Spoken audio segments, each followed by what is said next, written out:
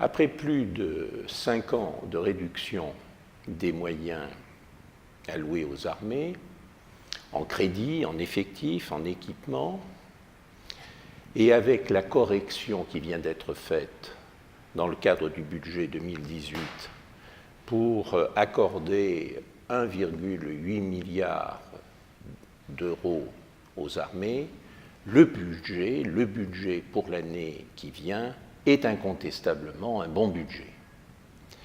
Et avec la loi de programmation, on peut dire, comme l'a d'ailleurs déclaré le ministre des Armées, Madame Parly, il est la marque d'une remontée en puissance pour atteindre à l'horizon 2023 2% du PIB.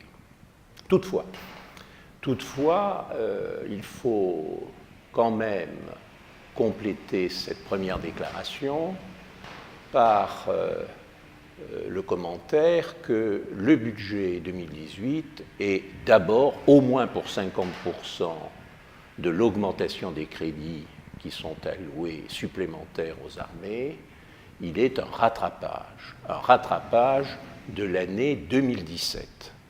Si bien que la question subsiste, est-ce que cet effort, dans le cadre du budget 2018 et dans le cadre de la programmation, sera-t-il suffisant, compte tenu des manques accumulés les années précédentes au détriment des armées?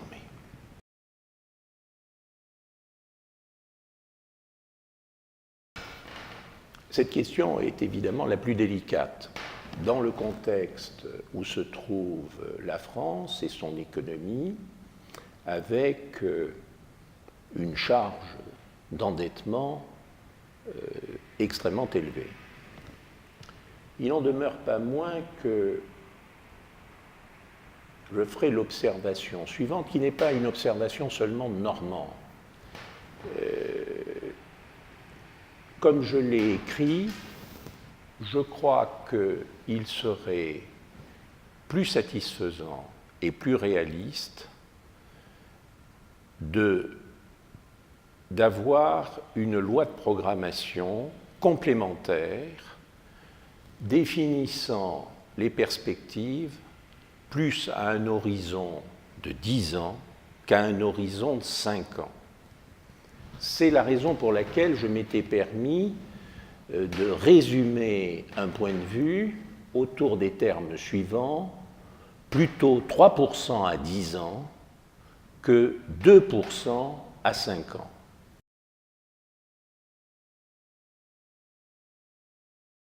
Avoir une telle perspective à 10 ans présente de très, très nombreux avantages par rapport à la situation actuelle qui consiste à prévoir la perspective dans la limite de 2023.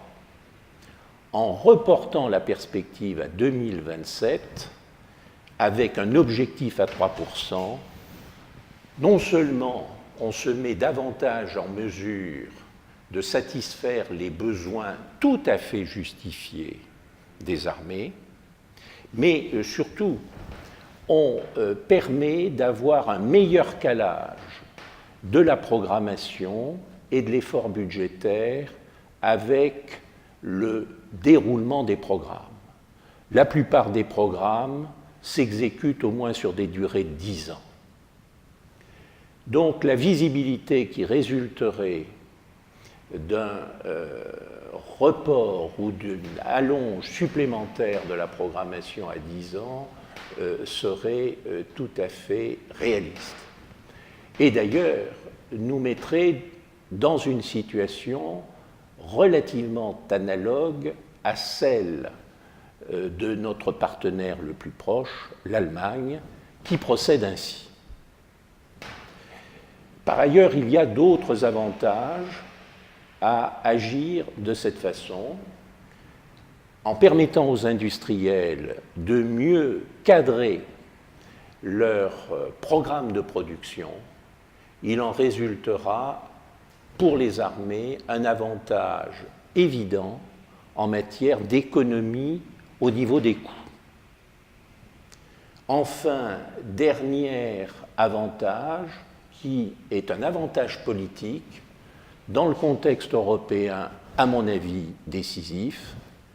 Comme je le rappelais il y a un instant, l'Allemagne vient de fixer son effort de défense jusqu'en 2027 et prévoit, le Bundestag s'est prononcé, que son budget en 2027 sera de 60 milliards, à comparer à nos 34 milliards d'aujourd'hui. Il est bien évident que la relation franco-allemande doit, dans ce domaine-là, comme d'ailleurs dans les autres, mais plus principalement dans ce domaine, rester équilibrée. En se donnant l'objectif de 3% à 10 ans, c'est-à-dire en 2027, ça nous permettrait d'avoir un budget des armées françaises, analogue à celui de l'Allemagne.